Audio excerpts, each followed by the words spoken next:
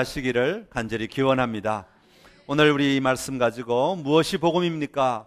하는 말씀으로 함께 은혜를 나누겠습니다. 먼저 영상 잠깐 보겠습니다.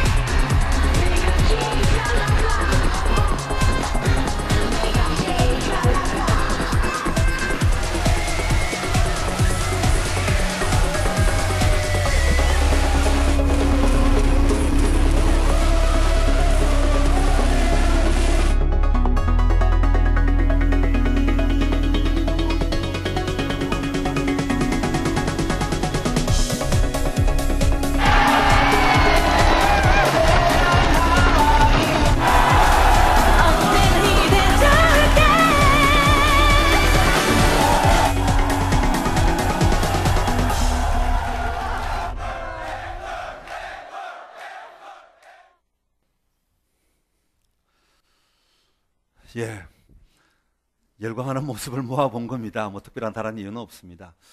여러분은 어떤 일에 열광을 해보신 적이 있으십니까? 예전에 우리나라가 월드컵을 할 때에 아마 전 국민이 열광을 했던 경험이 있을 겁니다. 아직도 그때를 생각하면 나도 모르게 대한민국이 저절로 외쳐지는 그런 열광의 모습들이 우리 안에 아직도 기억으로 남아 있습니다. 우리가 살면서 열광하며 살아가는 이유, 어떤 순간에 열광하는 이유는 참 다양하게 많이 있습니다. 때로는 어떤 여자가 남자를 만날 때 열광하기도 하지요. 남자가 어떤 여자를 만날 때 자기 안에서 열광을 하기도 합니다. 때로는 우리가 어떤 시험에 합격했을 때, 바라던 그 시험에 합격했을 때 열광을 하게 됩니다. 때로는 큰 돈을 갑자기 벌게 되었을 때 우리는 주체할 수 없는 열광에 사로잡히게 됩니다. 야구나 축구나 배구나 어떤 스포츠에 열광하는 사람들도 있습니다. 요즘 아이들 같은 경우는 아이돌에 아주 열광하기도 하죠. 외국 사람들 같은 경우는 K-팝에 아주 열광을 하기도 합니다. 얼마 전에 태국에 예전에 갔을 때 공항에 저녁에 한 8시 반쯤 공항에 도착해서 수속을 하는데 밖에서 갑자기 많은 여자아이들의 함성이 막 얼마나 많은 사람의 함성이 들리는지 제가 직원에게 물어봤어요. 이게 도대체 무슨 소리냐, 어디 데모하느냐, 무슨 난리가 났느냐 하고 물어봤더니 직원이 하는 말이 한국 가수들이 와서 K-팝 가수들이 와서 지금 공연하고 있는 소리라고. 그 공연을 수많은 여학생들이 몰려와서 얼마나 많은 사람이 몰려왔는지, 공항 안에서 공연이 하는 것이 아니라 공항 밖에서 공연을 하고 있는데 그 소리가 얼마나 큰지 공항을 들었다 놨다 들썩들썩 하더라고요. 정말 얼마나 큰 열광을 하는지 몰랐습니다. 조용필이 다시 열광을 하고 싸이의 열광을 하고, 이처럼 자신이 좋아하는 것에도 열광을 하지만 때로는 사람들이 나쁜 것에 열광하기도 하지요. 뭐 예를 들면 옛날 독일 사람들은 나치에 열광을 하기도 했죠. 이처럼 열광하는 경우들을 보면 자기가 좋아하는 것, 자기가 동의하는 것, 자기가 꿈꾸는 것, 자기가 목표로 정했던 것과 같이 어떤 것이 이루어지거나 아니면 자기 안에 강렬한 관심이 드러날 때에 자기도 모르게 터져나오는 그런 열정이 바로 이 열광으로 표현되는 것 같습니다. 그 순간을 위해서 많은 사람이 준비하고 줄 서고 밤을 새우면서 그 열광을 하기 위하여 기다릴 때가 얼마나 많은지 모릅니다. 그리고 마침내 그것을 얻었을 때 마치 내가 세상의 모든 것을 다 얻은 것처럼 기뻐하고 즐거워합니다. 그렇다면 사람들이 열광하고 싶어 하는 것들이 그들의 인생에서 정말 둘도 없이 너무나 소중하고 절대적이고 가장 고귀한 것인가 하는 것입니다. 다시 바꿔 말하면 내가 오늘 열광하고 있는 이 사건이, 아니 이 일이, 이 문제가 정말로 내 인생의 가장 소중한 소식인가, 가장 아름다운 소식인가 하는 것이죠. 그 소식이 정말 내 삶의 모든 것을 이끌어가고 있는가? 아니면 한 시간이 지나고 어떤 한순간이 지나가고 나면 또 다른 것을 향하여 찾아 헤매야 하고 그것을 찾았을 때 또 열광할 수밖에 없는가 하는 것입니다. 영어에서 이 열광이라고 하는 단어가 보면 이 열광이라고 하는 단어의 어원은 두 개가 합쳐져서 있는 단어인데 안에 뭐뭐 안에라고 하는 단어와 하나님이라고 하는 단어가 합쳐진 말입니다. 그래서 하나님 안에 들어가 있는 상태를 열광이라 그렇게 영어로 표현하고 있습니다. 그런데 그 하나님 안에 있을 때, 다시 말해 하나님과 하나가 될 때 진짜 우리가 터뜨릴 수 있는 열광이 우리 안에서 나오게 된다라고 하는 그런 의미가 담겨 있겠죠. 성경에도 보면 이 열광하는 장면들이 참 많이 나옵니다. 우리가 그냥 글자니까 쉽게 읽어서 그게 열광으로 안 표현될 뿐이지 실제로 그 사람들의 상황 속에 들어가면 그것이 얼마나 놀라운 열광인가 하는 것을 볼 수가 있습니다. 그 열광이 눈으로 소리 지르고 또 눈물을 흘리고 펄쩍펄쩍 뛰는 것만이 열광은 아니죠. 성경에도 보면 호산나 다윗의 자손이여, 예수님이 예루살렘에 입성하실 때에 그 수많은 사람들이 양쪽에 도열하여 자기 겉옷을 깔고 소리를 지르면서 호산나 했던 것, 아마 그것이 그 사람들의 열광 아니었겠습니까? 그런데 단순히 그런 열광만 있는 것이 아니라 성경 속에서 깊은 열망들을 자꾸 찾아보다 보면 어떤 열망들이 나오는가 하면 밖으로만 터져 나오는 것만이 열광이 아니라 그 밖으로 터져 나올 수 없는 그 내면의 간절함과 내면의 깊은 곳과 그 영적인 깊은 곳에서 터져 나오는 감격과 기쁨을 어찌할 수 없어서 소리 지르지 못하고 오히려 하나님 앞에 엎드리는 경우도 열광이라고 말할 수 있습니다.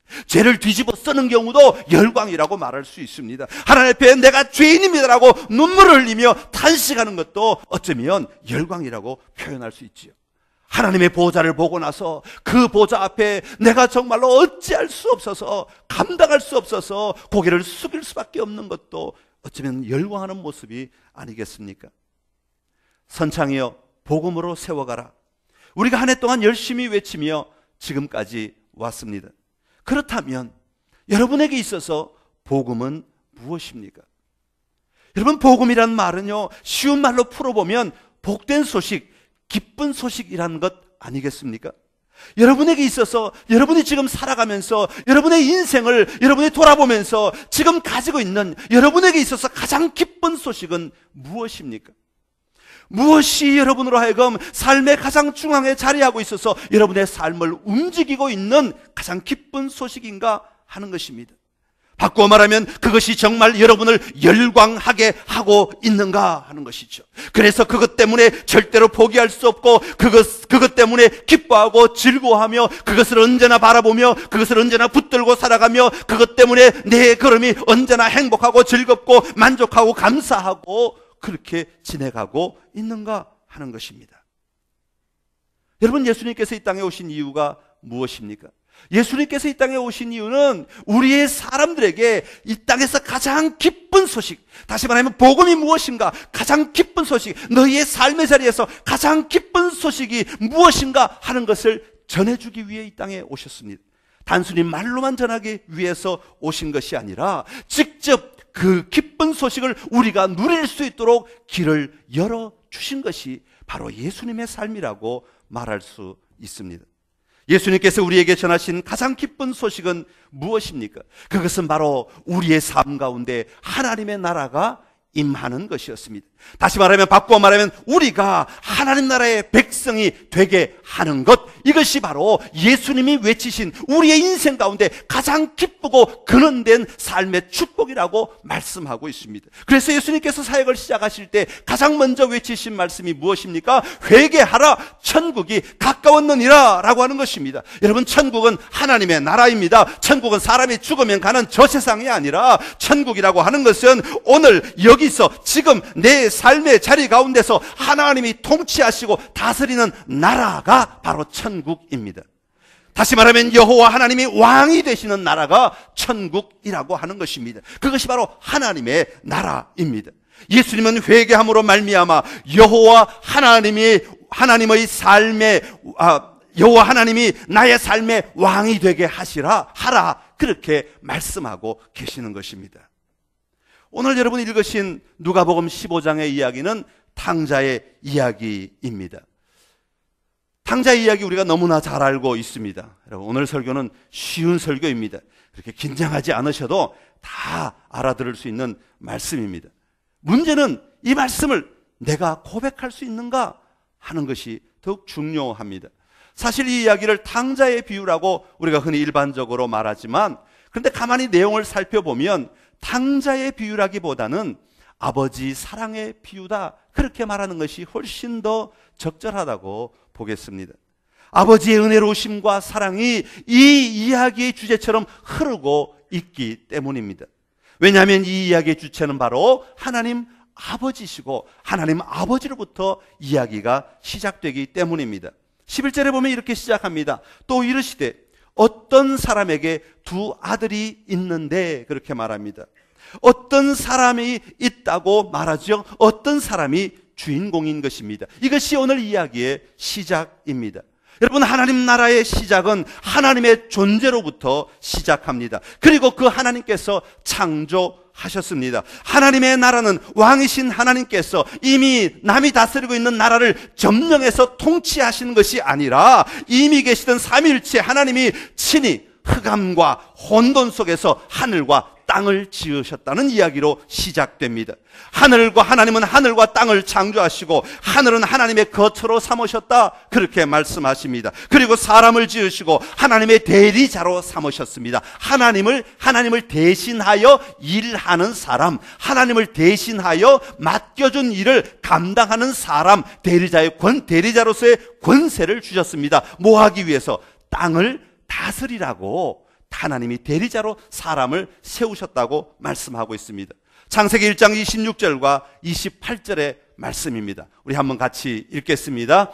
하나님이 이르시되 우리의 형상을 따라 우리의 모양대로 우리가 사람을 만들고 그들로 바다의 물고기와 하늘의 새와 가축과 온 땅과 땅에 기는 모든 것을 다스리게 하자 하시고, 하나님이 그들에게 복을 주시며 하나님이 그들에게 이르시되 생육하고 번성하여 땅에 충만하라, 땅을 정복하라, 바다의 물고기와 하늘의 새와 땅에 움직이는 모든 생물을 다스리라 하시니라. 아멘. 할렐루야. 26절에서는 하나님이 작정하신 것이고 28절에서는 하나님이 친히 그렇게 작정하신 대로 인간에게 명령하시고 맡겨주셨다는 이야기입니다. 그러기에 인간은 하나님의 통치를 위임받아 다스리는 대행자라고 하는 것입니다. 그렇습니다. 오늘 우리는 하나님의 대행자로서 이 땅을 살아가고 있는 자들입니다. 하나님의 대행자로서 이 땅을 다스리며 살아가야 하는 사람들입니다. 하나님의 대행자로서 이 땅을 정복하며 살아가야 하는 자들입니다. 여러분, 그런데 여기에 참 중요한 것이 하나가 있습니다. 하나님의 대행자, 하나님의 위임을 받은 사람은 끊임없이 우리에게 명령하시는, 우리에게 말씀하시는 그 하나님과 관계가 연결되어 있어야 한다고 하는 것입니다. 하나님의 지시를 받아야 한다고 하는 것입니다. 하나님의 마음을 알고 하나님의 뜻을 알고 하나님의 인도함을 받아야 우리가 대행자로서 바르게 살아갈 수 있다고 하는 것입니다. 이것이 바로 하나님이 창조하신 사람의 정체성이었습니다. 그런데 오늘 본문에 보면 둘째 아들이 어느 날 아버지에게 이렇게 말합니다. 아버지의 재산 중에서 내게 돌아올 분깃을 나누어 주십시오. 여러분, 이 말 속에는 아버지 없이 그 재산을 관리하겠다는 것입니다. 아들이 아버지와 상관없이 이 재산을 마음껏 임의로 처분하고 다스릴 수 있도록 해달라는 요청인 것입니다. 아버지는 그것을 허락하죠. 아들들이 자기 재산을 임의로 처리할 수 있도록 허용한 것입니다. 하나님 아버지와 함께 이 땅을 관리하며 다스리도록 지음을 받은 인간이 하나님의 통치를 거부하기 시작한 것입니다. 아담이 스스로 하나님의 명령대로 하지 않고 자기가 옳다고 생각하는 대로 통치하기로 결정합니다. 그래서 결국은 하나님의 명령이 아니라 자기가 선택한 사단의 명령에 따라 하나님이 금지하신 선악과를 따먹게 됩니다. 여러분, 아담이 범한 죄는 그 과일 하나 먹은 것, 그 얼마나 값이 얼마나 한다고, 그죠? 그 돈 몇 푼 한다고 과일 하나 따먹은 것, 그것 가지고 말씀하시는 것이 아닙니다. 과일 하나가 없어졌다고 하는 것, 그것 때문에 하나님이 말씀하시는 것이 아닙니다. 하나님이 궁극적으로 보고 계신 것은 무엇입니까? 하나님의 말씀을 거역한 것입니다. 하나님의 명령을 따르기로 결정하지 아니하고 하나님의 말씀을 따르지 않기로 결정했다고 하는 것입니다. 성경은 이것을 타락이라고 말하고 있습니다. 여러분, 타락이라고 하는 말은요, 나쁜 일을 많이 저질렀다는 것이 아니라 하나님의 위임을 받아 땅을 다스리고 통제해야 하는 인간이 하나님 아버지와 관계를 유지하는 것을 거부하는 것, 이제는 하나님 마음대로 살지 않고 내 마음대로 살겠습니다 라고 말하는 것, 이것을 성경은 죄라고 말하고 있습니다. 여호와 하나님을 나의 왕으로 인정하지 않고 내가 스스로 왕 노릇하여 내가 하겠다고 하나님의 통치를 거절하거나 막아두는 것, 이것이 죄인 것입니다. 그러면 아버지를 벗어나 자기 소유를 만들어 떠난 아들은 어떻게 되었습니까? 이 아들은 아버지의 재산을 가지고 가면 자신은 충분하게 살 수 있고 충분하게 누릴 수 있고 충분하게 즐길 수 있다고 생각을 하였습니다. 아버지의 재산을 가지는 것만이 자기에게는 가장 기쁜 소식, 다시 말하면 복음이라고 생각을 하고 그 재산을 가지고 떠나게 됩니다. 너무나 신이 나지 않았겠습니까? 얼마나 즐거웠겠습니까? 자기 마음대로 쓸 수 있고 자기 마음대로 정말 나눌 수 있고 자기 마음대로 사용할 수 있는 것이 얼마나 큰 행복이겠습니까? 여러분, 아이들의 가장 큰 소망은 뭔지 아십니까? 여러분이 아이 때 가장 큰 소망은 무엇이었습니까? 빨리 어른이 되는 것입니다. 어른이 되고 싶은 이유는 무엇입니까? 단 하나, 내 마음대로 쓰고 싶어서. 부모의 통제를 받지 않고 부모의 제한을 받지 않고 내 마음대로 쓰는 것이었어요. 그런데 여러분, 다 어른이 되시고 나니까 뭐가 되고 싶으세요? 어린아이가 되고 싶지 않으십니까? 얼마나 신이 났겠어요. 이 아들은 얼마나 즐거웠겠습니까? 자기가 가장 기뻐하는 일들을 마음껏 할 수 있으니 얼마나 만족스러웠겠습니까? 그런데 여기에 문제가 일어나지요. 그것은 무엇입니까? 자원의 결핍이 일어나기 시작했다는 것입니다. 다시 말하면 자기가 가진 것들이 영원토록 풍성하게 늘어나서 더 마음껏 쓸 수 있도록 되는 것이 아니라 이것이 점점 더 줄어들기 시작하였다고 하는 것입니다. 13절에 보면 그 후 며칠이 안 되어서 먼 나라에 가 거기서 허랑방탕하여 그 재산을 다 낭비하였다. 그렇게 오늘 성경은 우리에게 말하고 있습니다. 다 없앴다는 것입니다. 그 나라에 큰 흉년이 들었습니다. 그리고 그가 비로소 궁핍해졌다는 것입니다. 그가 가진 자원은 영원하지 않았던 것입니다. 그가 가지고 누린 복음은 결코 영원한 복음이 될 수가 없었던 것이죠. 내가 가진 이것으로 우리는 충분하게 살아갈 수 있을 것 같지만, 그러나 인간은 철저하게 유한한 존재라고 하는 사실입니다. 인간 속에 내재되어 있는 자원도 유한합니다. 피조물이기 때문에 유한할 수밖에 없습니다. 장소적으로, 시간적으로, 지혜와 능력으로, 그리고 심지어는 사랑에 있어서도 유한합니다. 제한된 한계 안에서만 살아가게 되어 있습니다. 이것이 바로 결핍이라고 하는 것이죠. 우리에게는 자원이 결핍하게 될 때에 고난이 오게 됩니다. 여러분, 타락한 인간이 죽음으로 갈 수밖에 없는 이유가 바로 여기에 있는 것이죠. 이것을 땅에서 뿌리가 뽑힌 큰 나무 한 그루의 이야기로 이야기할 수 있습니다. 여러분, 정말 땅에 뿌리를 잘 받고 있는 어마어마한 우람한 나무가 있다고 한번 생각을 해보십시오. 어느 날 태풍이 와서 그 나무가 쓰러졌습니다. 그 나무가 넘어졌습니다. 뿌리가 뽑혔습니다. 뿌리가 땅에 더 이상 박히지 않습니다. 뿌리가 다 세상 가운데 노출되어 있습니다. 이 나무가 금방 죽지는 않겠지만 이 나무가 얼마간은 유지할 수 있겠지요. 왜요? 그 나무 안에 가지고 있는 영양분, 그 나무 안에 가지고 있는 수분이 아직도 남아있기 때문에 그렇습니다. 그러나 태양이 비치고 시간이 지나면 지날수록 이 나무 안에 있는 수분이나 나무 안에 있는 영양분은 점점 줄어들 수밖에 없게 될 것입니다. 그리고 마침내는 이 나무는 죽어버리고 말 것입니다. 더 이상 밖에서 공급이 되지 않기 때문입니다. 결핍이 시작되다가 그리고 마침내 죽음의 권세 아래 놓일 수밖에 없다고 하는 것입니다. 그런데 오늘 성경이 말하고 있는 탕자의 이야기에서 나오는 결핍은 그 상상을 초월하는 것입니다.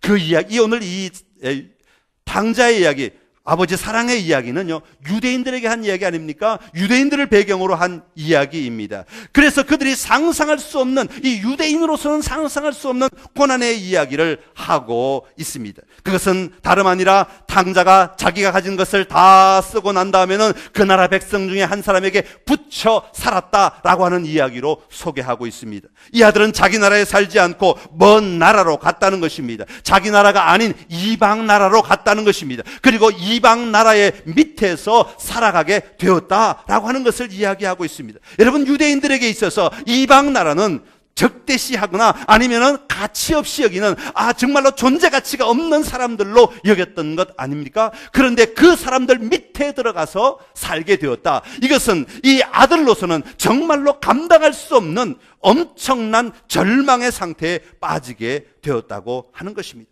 더 이상 나빠질 수 없는 유대인으로서는 아주 처참한 상태에 빠지게 된 것입니다. 거기다가 이방 사람들이 탕자를 들러보내어 뭘 하게 합니까? 돼지를 치게 합니다. 여러분, 유대인들에게 있어서 가장 불길한 음식이 뭔지 아십니까? 돼지입니다. 돼지. 돼지는 근처에도 가지 않으려고 해요. 얼마 전에 제가 햄버거를, 그 안에 돼지고기가 있는 햄버거를 무슬림 보고 잠깐 들고 있으라고 하니까요, 무슬림이 못 들고 있겠다고 손살을 칩니다. 왜 못 들고 있겠느냐 하고 물어봤더니 이 안에 자기들이 가장 불길하게 생각하는 돼지고기가 있기 때문이다. 햄버거도 안 들고 있으려고 그래요. 잠깐 내가 뭐 좀 이렇게 꺼내려고 하는데 잠깐 들어주는 것도 안 하려고 그래요. 왜? 더럽기 때문이라고, 불결하기 때문이래요. 그런데 유대인들은 어떻겠습니까? 돼지를 가장 세상에서 불결한 짐승으로 보고 있는데 그 돼지를 치는 자리로 내몰렸다고 하는 것입니다. 이 아들은 더 이상 살아갈 소망이 없습니다. 아무 희망이 없습니다. 아무 가치가 없습니다. 세상의 기쁜 소식이라는 상상조차도 할 수 없는 절망 가운데로 몰아가게 되었다고 하는 것이죠. 가장 불결한 것 속에 들어가 살게 된 것이죠. 그런데 더 나쁜 것이 있죠. 그 돼지가 먹는 음식조차도 먹을 수가 없을 지경이 되었다고 하는 것입니다. 가장 불결하게 생각하는 돼지만도 못한 인간이 되어버렸던 것이죠. 가장 불결한 짐승인 돼지가 먹는 음식, 불결을 뛰어넘어 도저히 상상할 수 없는 삶의 자리로 내몰리게 되었다고 하는 것이죠. 이것이 타락한 인간의 최후의 모습이라는 것입니다. 오늘 우리는 겉은 멀쩡하게 살아가는 것 같지만, 세상 사람들이 겉은 멀쩡하게 살아가는 것 같지만 결국은 자원의 결핍으로 말미암아 죄 가운데서 끊임없이 죽음의 상태로 내몰리고 있다고 하는 것입니다. 예수님이 이것을 철저하게 죽음이라고 말씀하고 있습니다. 오늘 본문 24절에 보면 아버지가 말하기를 내 아들은 뭐라고 그랬어요? 죽었다가 다시 살아났다 말합니다. 32절에도 보면 내 큰아들에게 말하기를 내 동생은 죽었다가 살아났다고 이야기합니다. 여러분, 아버지를 떠난 것이 죽음입니다. 이런 죽음의 상태에서 살아날 수 있는 길이 하나가 있었다는 것이죠. 그것은 무엇입니까? 아버지께로 돌아가는 것입니다. 생명의 근원이 되시고 공급해 주시는 통로가 되시는, 근원이 되시는 아버지께로 돌아가는 것만이 살 수 있는 유일한 길이라고 오늘 본문은 우리에게 말씀하고 있습니다. 오늘 본문 17절에서 19절까지의 말씀, 우리 한번 말씀을 생각하면서 같이 읽겠습니다. 이에 스스로 돌이켜 이르되 내 아버지에게는 양식이 풍족한 품꾼이 얼마나 많은가. 나는 여기서 줄여 죽는구나. 내가 일어나 아버지께 가서 이르기를 아버지, 내가 하늘과 아버지께 죄를 지었사오니 지금부터는 아버지의 아들이라 일컬음을 감당하지 못하겠나이다.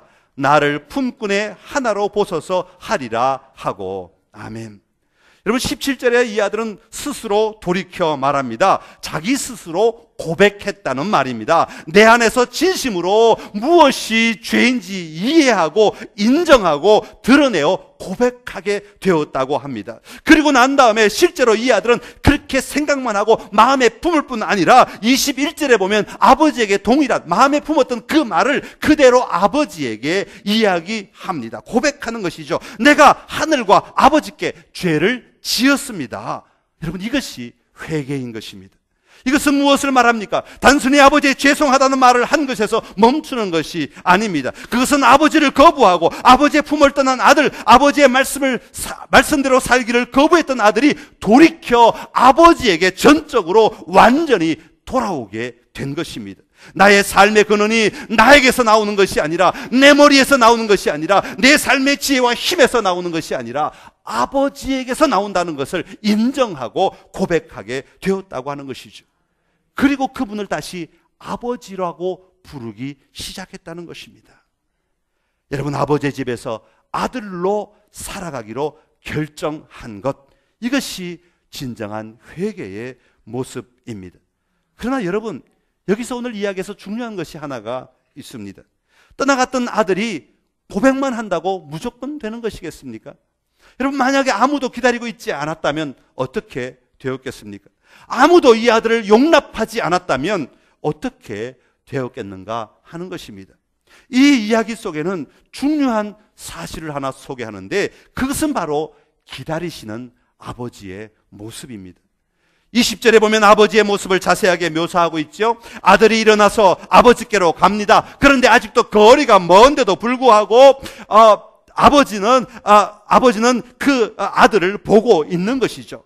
이 아들의 입장에서는 아마 집이 가까우면 가까울수록 고개를 더 떨구고 가슴에 철렁철렁하면서 가슴이 심장 박동이 막 요란하게 움츠리면서 아버지가 나를 반겨나 주실까? 아버지께서 나를 이해나 해 주실까? 아버지께서 나를 정말로 즐거워해 주실까? 나를 품꾼으로나 삼아 주실까? 얼마나 두려움이 많았겠습니까? 얼마나 갈등이 많았겠습니까? 한국의 사극의 상황으로 보면 아버지가 어느 방에 계실까를 상상을 하고 아버지 방문 앞에서 아버지가 허락할 때까지 방문을 열고 됐다 들어와라 그럴 때까지 무릎을 꿇고 앉아서 하루도 좋고 이틀도 좋고 내가 3일도 좋고 내가 그렇게 버티리라. 내 무릎이 깨어져도 온몸이 쥐가 나도 내가 기어코 버텨서 아버지 집에 품꾼으로라도 내가 들어가 살리라. 아마 이런 결단이 있지 않았겠습니까? 그런데 놀라운 일이 일어났죠. 아버지 집에 가까웠을 때 집 밖에서 기다리고 있던 아버지가 그 아들을 보고 달려왔다고 하는 것입니다. 아버지는 아들이 온다는 소식을 듣지 않았습니다. 그럼에도 불구하고 이미 밖에서 계속하여 기다리고 계셨던 것입니다. 그래서 마침내 아버지의 그 시야 속에, 아버지의 그 눈동자 속에 누군가가 다가오고 있는데 저 모습은 틀림없이 아무리 거지의 형식을 하고 있다 할지라도 저것은 내가 기다리는 내 아들이라는 것을 아버지는 한눈에 발견할 수 있게 된 것입니다. 그 마음에 측은함이 생깁니다. 불쌍히 여기는 마음이 생깁니다. 그래서 아버지는 달려가시는 것입니다. 이것이 아버지의 열심입니다. 우리를 향하신 하나님 아버지의 사랑의 극치라고 하는 것입니다. 먼저 달려오시는 하나님이십니다. 그리고 목을 안습니다. 그리고 입을 맞춥니다. 그리고 얼마나 울부짖으며 아버지가 외쳤겠습니까? 아들아 잘 왔다. 아들아 사랑한다. 아들아 내가 너를 알고 있다. 아들아 내가 이해한다. 내가 너를 용납한다. 걱정하지 마라. 두려워하지 마라. 염려하지 마라. 우리 하나님, 우리 아버지께서 그렇게 외치지 않으셨겠습니까? 사랑하는 성도 여러분, 내가 아무리 내 마음대로 살았어도, 내가 아무리 아버지를 아버지라 부르지 않았어도, 내가 아무리 아버지의 재산을 탕진했어도 아버지는 그것에 초점을 맞추지 않으신다는 것입니다. 나 자신을 너무나 기뻐하시며 나를 기다리고 계십니다. 그리고 나를 맞아 주신 것입니다. 이 얼마나 놀라운 하나님 아버지의 사랑입니까? 하나님은 우리에게 내가 다시 너의 아버지로서 살겠다고 말씀하십니다. 내가 너의 아버지가 되어 내가 너에게 공급하겠다는 것입니다. 내가 너를 인도하겠다고 말씀하십니다. 내가 너를 돌보겠다고 말씀하십니다. 그저 너는 나의 아들이기만 하면 된다는 것입니다. 나의 딸이기만 하면 된다는 것 아닙니까? 왜 그렇습니까? 아들이기만 하면, 딸이기만 하면 다시 아버지의 모든 것이 나의 것이 되기 때문입니다. 아버지의 나라가 나의 나라이고 아버지의 소유가 나의 소유이고 아버지의 권세가 나의 소유가 되는 것입니다. 사랑하는 성도 여러분, 이 시간 하나님을 아버지라 부르며 나아갈 수 있는 놀라운 은혜가 여러분에게 충만하시기를 간절히 기원합니다. 우리가 하나님 나라의 어떤 것들을 구하기 이전에 하나님 내가 당신의 아들입니다. 내가 당신의 딸입니다. 이것이 더 소중한 고백이 되어야 하는 것입니다. 사랑하는 성도 여러분, 여러분에게 있어서 지금 이 순간 가장 기쁜 소식은 무엇입니까? 그 기쁜 소식이 영원한 것입니까? 그 기쁜 소식이 내가 노력하여 얻어야 하는 것입니까? 아니면 하나님 아버지로부터 나오는 것입니까? 오늘 아버지 사랑의 이야기를 통해 우리에게 말씀으로 보여주신 예수님의 이 기쁜 이야기가 바로 여러분의 이야기가 될 수 있기를 간절히 기원합니다. 그런데 여러분, 이 이야기를 듣는 것으로 끝나서는 안 됩니다. 그냥 이해하는 것으로 끝나서는 안 됩니다. 오늘 내 삶에 누려야 합니다. 여러분, 누린다는 것은 무엇입니까? 예수님께서는 주기도문을 가르쳐 주시면서 너희는 이렇게 기도하라 말씀하십니다. 하늘에 계신 우리 아버지여 라고 말하는 것입니다. 하늘에 계신 우리 아버지여 라고 할 때 이 아버지는 하늘에 계신 우리 아빠라고 하는 것과 같은 말입니다. 여러분은 아빠를 회복하셨습니까? 아빠라고 부르고 계십니까? 그리고 아빠라고 부르며 그 품에 달려가 안기고 계신가 하는 것입니다. 머리로만 아빠가 아니라, 아버지가 아니라 오늘 그 품에 안겨있는 아빠가 되어야 하는 것입니다. 창조주이신 하나님과 올바른 관계를 회복하게 되면 우리의 삶은 저절로 달라지게 됩니다. 뿌리가 뽑혀진 나무와 같이 하나님이 나의 아빠가 아닐 때 우리의 모습은 자기 안에 내재된 자원만 가지고 우리의 기쁜 소식을 이루기 위해 살아가지만, 하나님 안에 뿌리를 내리고 다시 살아가게 되면 창조주 하나님 아빠가 공급해 주시는 것으로 우리는 살아갈 수 있게 되는 것이죠. 공중의 새도 먹이시고 들의 백합화도 입히시는 하나님 아버지로부터 날마다 일용한 양식을 공급받아 살 수 있게 되는 것입니다. 자신만의 제한된 자원이 아니라 무한한 하나님 나라의 자원, 즉 하나님의 자원을 가지고 살아가게 될 때에 우리는 사단의 권세를 이기고 물리치며 넉넉히 하나님의 기쁨을 누리며 살게 될 것입니다. 이것이 바로 예수님이 선포하신 가장 기쁜 소식, 복음인 것입니다. 사랑하는 선창의 가족 여러분, 먼저 여러분이 이 복음, 가장 기쁜 소식을 여러분 안에 가장 근본된 자리에 분명히 붙들고 살아갈 수 있는 은혜가 있기를 간절히 기원합니다. 예수님을 믿는다는 것은 그 복음을 내 것으로 받아들일 뿐 아니라 내 안에서 누리는 삶을 말합니다. 이 복음 때문에 열광하며 나아가는 여러분의 날마다의 삶이 되시기를 간절히 기원합니다. 이 복음 붙들고 이 복음 의지하고 이 복음 바라보며 살아갈 때 우리가 열광해야 할 것이 달라지게 될 것입니다. 여러분의 열광해야 할 자리들을 다시 한번 점검하시고 바라보시며 우리 주님 안에서 참된 열광이 터져나오는 한 주간의 삶이 되시기를 간절히 기원합니다. 기도하겠습니다. 참 좋으신 우리 하나님 아버지, 은혜를 감사합니다. 우리가 이 땅을 살면서 열광해야 할 이유들이 얼마나 많이 있는지 모릅니다. 그러나 우리가 예수님을 정말로 나의 구주로 영접하고 하나님의 아들로 하나님의 딸로 살아가게 될 때 우리의 열광은 하나님 안에서 보게 될 줄로 믿습니다. 하나님, 이 한 주간 살아갈 때 이 복음을 붙든 자들로서, 이 기쁜 소식을 간직한 자들로서, 이 기쁜 소식을 누리는 자들로서 하나님 안에서 열광하며 살아갈 수 있는 은혜가 있게 하여 주시옵소서. 우리의 마음을 열어주시어서 정말 우리가 기뻐해야 할 것이 무엇인지를 보게 하여 주시옵시고, 정말 감사하며 만족하며 누려야 할 것이 무엇인지를 보게 하여 주시옵소서. 둘째 아들의 모습을 바라보면서 정말 기쁜 것이, 이 아들에게 정말 기쁜 것이 돈을 가지고 나갔을 때 쓸 때가 아니라 아버지에게 다시 돌아왔을 때, 그 아버지가 나를 맞아주셨을 때인 줄로 압니다. 그 아름다운 모습을 우리가 늘 누리며 또 고백하며 기쁨을 누리는 주의 백성들이 다 되게 하여 주옵소서. 예수님의 이름으로 기도드리옵나이다. 아멘.